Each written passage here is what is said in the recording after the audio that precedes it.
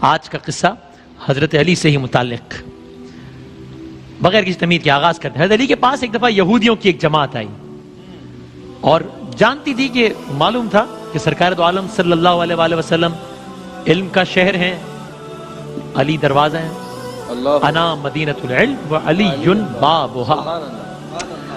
تو یہ اپنے طور پر یہ سوچ کر آئے تھے کہ اگر کسی طرح ہم نے، یہ نادان یہ سوچ کر آئے تھے، کسی طرح ہم نے اگر ان کو، حضرت علی کو علمی بنیاد پر شکست دے دی تو اس سے مسلمانوں پر بہت غلط اثر پڑے گا۔ اب آپ ذہن میں لائیے، وہ سارے انبیاء کرام کے واقعوں کو سناتے ہیں کس طریقے سے پلان کر کر کے آتے تھے کہ اگر ہم نے علمی محاذ پر شکست دے دی، اس محاذ پر شکست دے دی تو ہمارا پلڑا بھاری ہو جائے گا۔ تو بہرحال یہ جماعت بھی یہی سوچ کر آئی، کہنے لگے اگر علمی بنیاد پر شکست دے دی ہر طرف ہمارا ڈنکا بجنے لگے گا۔ منصوبہ بنایا، اور منصوبہ یہ بھی بنایا کہ ہم نہ صرف سوال کریں گے بلکہ ہم سوالات بھی ان کی کتاب قرآن نہیں، اپنی کتاب توریت سے کریں گے جی۔ اور اگر حضرت علی علیہ السلام ہمارے سوالات کے جوابات دینے کے لیے تیار ہو گئے، بس صرف وہ حامی بھر لیں کہ ہمارے سوالات کے جوابات، وہ کہیں گے ہاں میں دے دوں گا تمہارے سوالات کے جواب، تو ہم جیت جائیں گے۔ کیسے؟ اس لیے یہ ان کی لاجک کہ بہرحال حضرت علی سرکار دو عالم کے ماننے والے ہیں، سرکار دو عالم اللہ پر، سرکار دو عالم پر قرآن نازل ہوا ہے، تو حضرت علی سے جب ہم سوال کریں گے توریت سے اور ہم کہیں گے جواب بھی توریت کے حوالے سے دیجئے، تو پھر کیسے دے سکیں گے؟ یہ تو شرط لگا دیں گے نا، اس کے جواب نہیں دے پائیں گے وہ۔ تو بس وہ لوگ، ایک شخص تھا، نام روایات میں آیا راسل جالوت اس کا نام تھا، اس کی قیادت میں یہ وقت حضرت علی کے پاس آیا، کہنے لگے اے علی ہم نے آپ کے علم کا شہرہ بہت سنا ہے۔ حضرت نے فرمایا اچھا تو پھر کیا اس کی تصدیق کرنا ہے ہوگی اپنے طور پہ؟ انہوں نے کہا ہم چند سوالات کرنا چاہتے ہیں، توریت سے کریں گے، اور اگر آپ نے سب کے سامنے، تنہائی میں نہیں سب کے سامنے ہمارے سوالات کے جوابات دے دیے، ہم آپ کو باب العلم مان لیں گے۔ اچھا، حضرت علی مسکرائے، ٹھیک ہے منظور ہے، جہاں سے چاہو جیسے چاہو سوال کر لو، کیا بات ہے، ہر سوال کا جواب مل جائے گا۔ کیا بات ہے مولانا، سبحان اللہ۔ اور اس گفتگو میں ساتھ رہے گا، آخر میں دیکھیے گا کہ یہودی عالم کا ان سوالات سے متعلق سوال اور حضرت علی کا ان سوالات سے متعلق جواب، وہ آخر میں رہے گا ہمارے ساتھ۔ تو حضرت علی نے ایک بات کہی، کہا دیکھو تم اپنے طور پر یہ سوچ کر آئے ہو نا، اب میں الفاظ ظاہر ہے ہمارے مفہوم کہ دیکھو بظاہر تمہارے یہ بہت بڑا چیلنج ہے نا، تم بہت بڑی ایک بات لے کر آئے ہو، لیکن اس کے باوجود بھی ابھی میں نے تم سے تمہارے سوالات کے بارے میں پوچھا نہیں ہے، حامی تو بھر لیے لیکن سوالات نہیں پوچھے میں نے بھی، کیا ہے اگر میں تمہارے سوالات کے جوابات دینے میں کامیاب ہو جاؤں تو اسلام قبول کر لو گے؟ کہا بالکل قبول کر لیں گے۔ اس لیے اچھا اب ذہن میں یہ سوچ کر آئے تھے کہ یہ حامی بھر لیتے ہیں کہ اس لیے کہ سوالات کے جوابات دینا ممکن ہی نہیں ہوگا، تو پھر اسلام قبول کرنا ہی نہیں پڑے گا۔ کہنے لگی جی اگر آپ نے جوابات دے دیے تو اس بات کی دلیل ہوگی کہ اس بات کی دلیل ہوگی کہ جس ذات سے آپ نے علم سیکھا ہے یقیناً وہ کوئی عام آدمی نہیں ہے بلکہ اللہ ہی کی طرف سے بھیجا گیا کوئی رسول ہے۔ معاملات طے ہو گئے، لوگ جمع ہو گئے، مجمع کی شکل میں ہماتن گوش ہو کر بیٹھ گئے۔ یہودی علماء جن کا سردار کا نام عرض کیا راسل جالوت تھا، سب کے چہروں پر مسکراہٹ پھیل گئی۔ ابھی معاملہ شروع نہیں ہوا اور ان کے چہرے پر فاتحانہ مسکراہٹ ہے۔ بے وقوف یہ بھول گئے تھے کہ سامنے فاتح خیبر بیٹھا ہے، بھائی کمال ہے، چہرے پر فاتحانہ مسکراہٹ لیے بیٹھے۔ تو یہودی عالم نے مجمع کی طرف دیکھا اور علم کے تکبر سے بھرپور لہجے میں پہلا سوال کیا۔ سوال جواب کے سلسلے کا آغاز ہوتا ہے۔ پہلا سوال، اے علی یہ بتائیے وہ کون سی چیز ہے جو خدا کے لیے نہیں ہے؟ خدا کے لیے نہیں ہے۔ سوال ہوا تو اس کو سنتے ہی مجمع کا ہر فرد بڑی گہری سوچ میں ڈوب گیا، اس لیے کہ مسلمان ہوں یا اہل کتاب ہوں، سب کے نزدیک سارے کا سارا اختیاری اللہ کا ہے، اللہ مختار کل ہے، اختیار کل رکھتا ہے، مالک کل بھی ہے، تو یہ کیسے ہو سکتا ہے کہ کائنات میں کوئی ایسی چیز بھی ہو جو اللہ کے لیے نہ ہو؟ حضرت علی نے مجمع کی طرف ایک نظر دوڑائی اور راسل جالوت کی آنکھوں میں آنکھیں ڈال کر بغیر کسی توقف کے فرمایا، تیرا سوال ہے نا کہ وہ کون سی چیز جو اللہ کے لیے نہیں ہے؟ جواب ہے کہ وہ چیز شرک ہے۔ اللہ ہر قسم کے چھوٹے بڑے شرک سے پاک ہے، شرک اللہ کے لیے نہیں ہے بھائی۔ اللہ اکبر، کہا پاک ہے وہ وحدہ لا شریک ہے۔ کیا کہنے ہیں، مجمع نے حضرت علی کا جواب سنا اور بے ساختہ منہ سے واہ واہ نکلنا شروع ہو گئی. اگلا سوال، سوال نمبر 2. اے علی یہ بتائیے وہ کون سی جگہ ہے جہاں خدا ہے نہ خدا ہے؟ فوراً جواب دیا خدا ہر جگہ ہے. کہیں نہیں. اس سوال کا جواب آپ ہماری کتاب سے لیجیے. کہا اچھا. کہ پھر ایک کام کرو، تمہاری کتاب کے فلاں صفحے کی فلاں سطر کو دیکھو، ٹھیک، فلاں سطر کو دیکھو. کیا اس میں نہیں لکھا، تمہارے سوال کا جواب دے رہا ہوں، اس میں نہیں لکھا کہ موسیٰ علیہ السلام کے بعد کے پاس ایک فرشتہ آیا، موسیٰ علیہ السلام نے پوچھا کہاں سے آئے ہو، تو اس نے کہا عرش سے قریب 7ویں آسمان سے آپ کے پاس حاضر ہوا ہوں. اتنے میں موسیٰ علیہ السلام کے بعد دوسرا فرشتہ آیا، موسیٰ علیہ السلام نے پوچھا کہاں سے آئے ہو، اس نے جواب دیا کہ میں زمین کے 7ویں طبق سے آپ کے پاس آیا ہوں. موسیٰ علیہ السلام نے پہلے فرشتے سے پوچھا 7ویں آسمان پر تمہارے قریب کون تھا، فرشتے نے جواب دیا میرے قریب میرا رب تھا. پھر موسیٰ علیہ السلام نے دوسرے فرشتے سے پوچھا، زمین کے 7ویں طبق سے آنے والے فرشتے سے پوچھا کہ تمہارے قریب کون تھا، کہاں سے آئے ہو، کہا میرے قریب میرا خدا تھا. بس معلوم ہوا بلندیوں کی انتہا ہو یا پستیوں کی جگہ، خداوند تعالیٰ ہر جگہ قریب اور موجود ہے.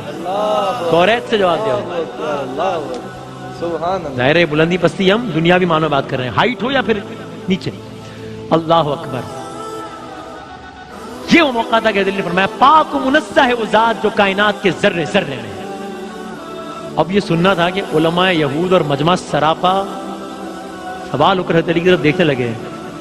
تب حضرت علی نے مسکراتے ہوئے فرمایا ہر چیز میرے رب کے قریب ہے، ہر چیز میرے رب کی دسترس میں ہے. تیسرا سوال، کہا کون سی چیز ہے جو خدا کے قریب نہیں ہے، خدا کے قریب نہیں ہے.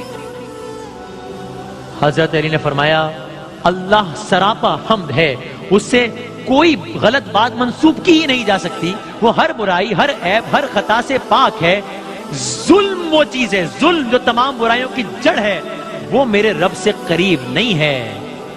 ظلم وہ چیز ہے جو میرے رب سے بعید ترین ہے، اس لیے کہ وہ حقدار کو اس کا حق دیتا ہے، زیادہ دیتا ہے، اتنا زیادہ دیتا ہے کہ تمام عمر گناہوں میں گزارنے کے باوجود کوئی اس کے دربار میں حاضر ہو کر توبہ کر لے تو اس کو معاف کر دیتا ہے. ظلم میرے رب سے قریب نہیں، یہ بہت دور ہے. راس الجالوت نے پے در پے شکست کھانے کے بعد اب ذرا اپنی اسٹریٹجی بدلی. اب یہ علمی کے بجائے تاریخی سوالات کی طرف اپنا رخ موڑنے لگا. اچھا، بڑے تکبر سے کہا اچھا یہ بتائیے وہ چشمہ بتائیے، وہ چشمہ ہسٹری، اچھا وہ چشمہ بتائیے جو زمین پر پہلی مرتبہ جاری ہوا. اللہ اکبر. جواب سنیے حضرت علی کا. یہ پوچھ رہے وہ چشمہ بتائیے جو پہلی مرتبہ زمین پر جاری ہوا. حضرت علی نے مسکراتے ہوئے فرمایا اس کو چھوڑو، پہلے میں یہ بتاؤں کہ تمہارے دل میں کیا ہے. سچ بتاؤ، تمہارے دل میں یہی نہیں ہے کہ وہ چشمہ بیت المقدس کی ایک چٹان کے نیچے ہے؟ یہ ہے نا تمہارے دل میں؟ حیران ہو گیا وہ، منہ سے بے اختیار ہاں نکل گیا. تب حضرت علی نے فرمایا آج اپنی اصلاح، سوال پوچھنے آیا تھا، آج اپنی اصلاح کر لو. پہلا چشمہ وہ نہیں ہے جس کے بارے میں تم لوگ جانتے ہو، بلکہ پہلا چشمہ وہ ہے جس سے حضرت خضر نے پانی پیا، اور یہی وہ چشمہ ہے کہ جس سے آب حیات جاری ہے. یہ ہے پہلا چشمہ. اصلاح کر لو ہے. سبحان اللہ سبحان اللہ. پھر اس نے ایک اور تاریخی سوال کیا. اچھا یہ بتائیے وہ کون سا پہلا پتھر ہے جو آسمان سے اتارا گیا؟ اب پھر جواب سے پہلے حضرت علی نے جملہ کہا کہ یقیناً تمہارے مطابق اس کا جواب بیت المقدس میں نصب وہ پتھر ہے جس کے بارے میں تمہارا عقیدہ یہ ہے کہ وہ نصب کیے جانے والا پہلا پتھر ہے. لیکن تم یہ بات کیوں بھول جاتے ہو کہ خانہ کعبہ بیت المقدس سے کہیں قدیم ہے اور حجر اسود اسی وقت آسمان سے نازل کر کے نصب کیا گیا تھا جب خانہ تعمیر ہوا تھا. وہ ہے پہلا پتھر. اصلاح بھی ہو رہی ہے ساتھ ساتھ. اب یہ مخمسے میں پڑ گئے کہ ہم تو سوال کے جواب پوچھنے آئے تھے، علی صرف سوالات کے جوابات نہیں بتا رہے بلکہ پہلے وہ باتیں بتاتے ہیں جن پر ہمارا عقیدہ ہے، پھر ان باتوں کی نفی کرتے ہیں، پھر جواب بتاتے ہیں، تو اس کے بعد وہ اصل حقیقت بتاتے ہیں. اور اتنے دلیل سے بتاتے ہیں کہ ہم میں سے انکار کرنا کسی کے لیے ممکن ہی نہیں رہتا. مجمع سمجھ رہا تھا کہ وہ اب بھی یہودی ہے، حالانکہ حضرت علی کے جوابات غیر محسوس طریقے سے ان کی یہودیت ختم کر رہے تھے اور ان یہودیوں کو اسلام کے قریب کرتے جا رہے تھے.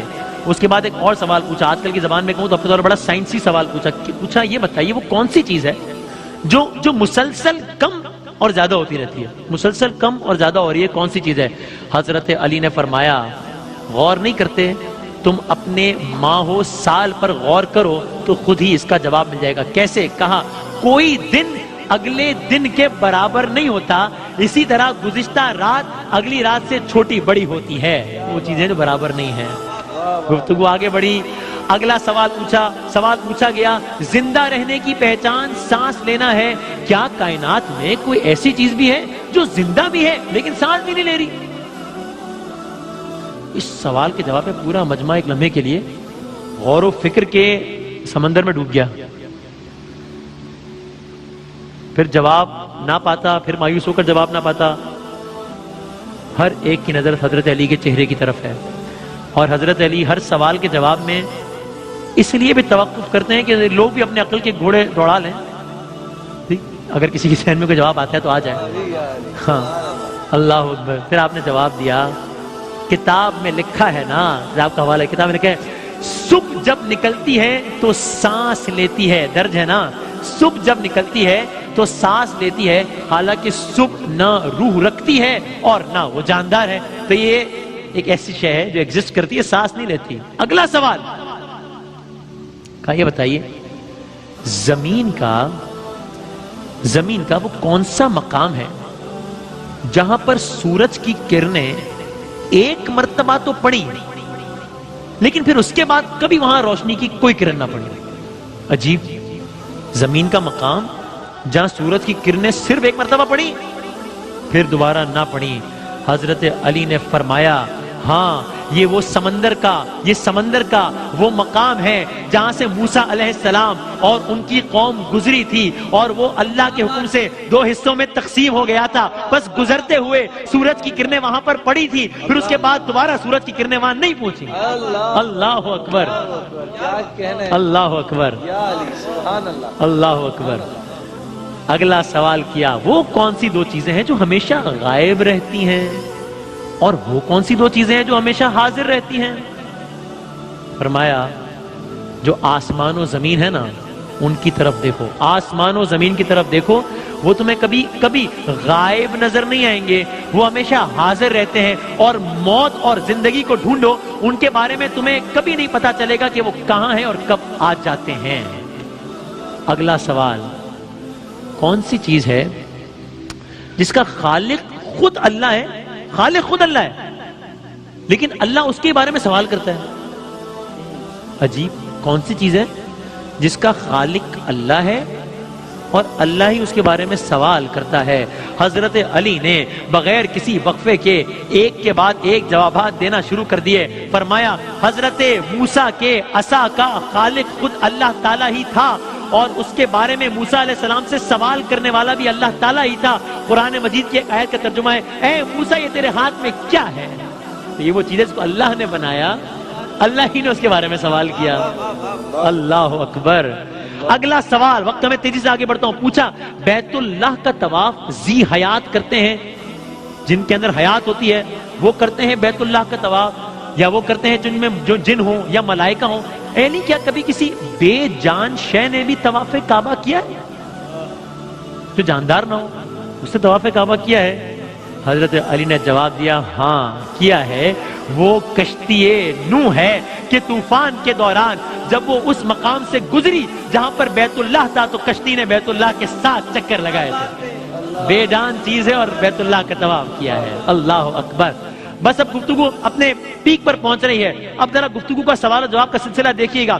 اب اس کو لگا کہ یہ تو کوئی بات ہی نہیں بن پا رہی. اب اس نے جس کو میں اپنے الفاظ میں کہوں گا اپنا ٹرمپ کارڈ کھیلا اپنے طور پر کہ اب یہ جو ہے نا مطلب اب یہ آخری پتہ ہے اور اپنے طور پر یہ سوچ بھی رہا ہے کہ اب میں یقیناً کامیاب ہو جاؤں گا. کہا علی کچھ سوالات پوچھنا چاہتا ہوں، جوابات دیجیے گا. یہ کے بعد دیے رہے. کہا ہاں پوچھو. سوال جواب کا آغاز ہوا. پوچھتا ہے علی وہ کون سا ایک ہے جس کا 2 نہیں؟ کون سا ایک ہے جس کا دو نہیں؟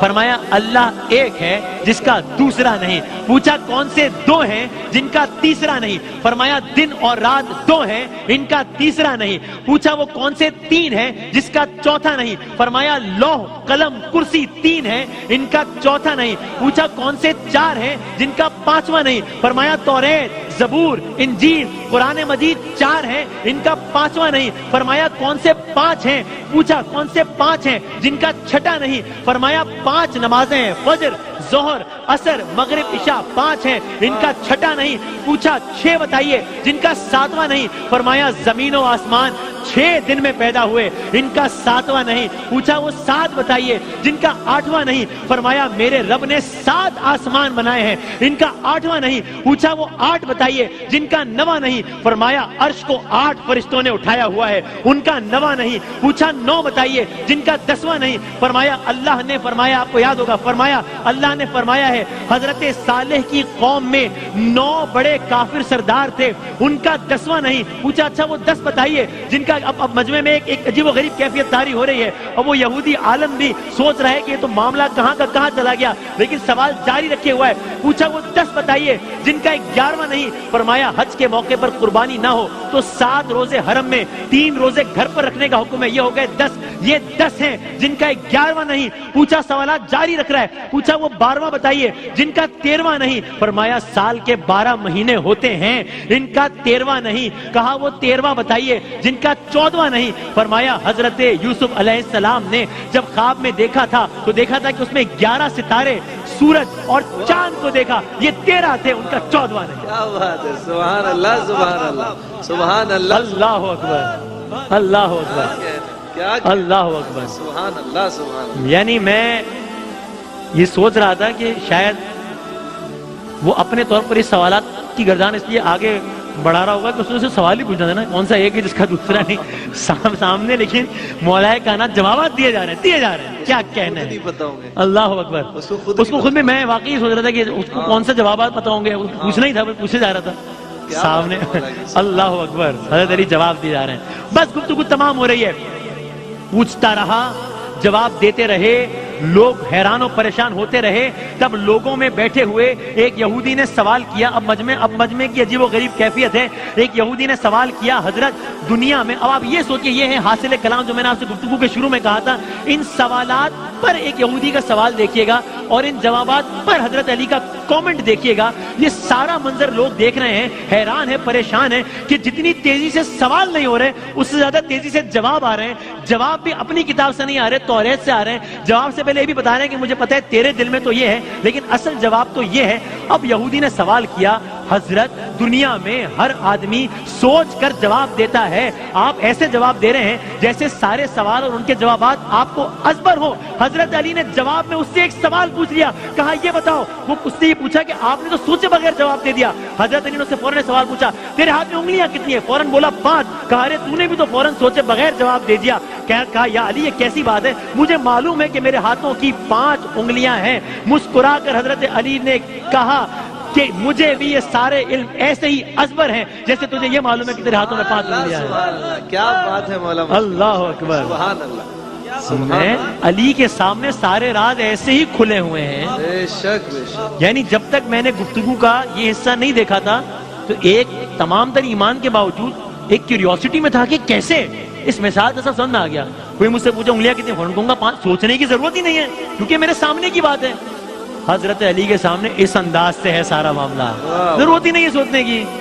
گفتگو ختم ہو رہی ہے، اس کے بعد راس الجالوت نے آخری 2 سوال کیے، کہا یہ بتائیے آسمانوں اور جنت کا قفل کیا ہے؟ آپ نے جواب دیا شرک، شرک سے ان کے دروازے بند ہو جاتے ہیں۔ آخری جملہ فرمایا اچھا تو پھر اس آسمان و زمین کا تالا، پہلے پوچھا کیا ہے تو بتایا کہ تالا ہے شرک۔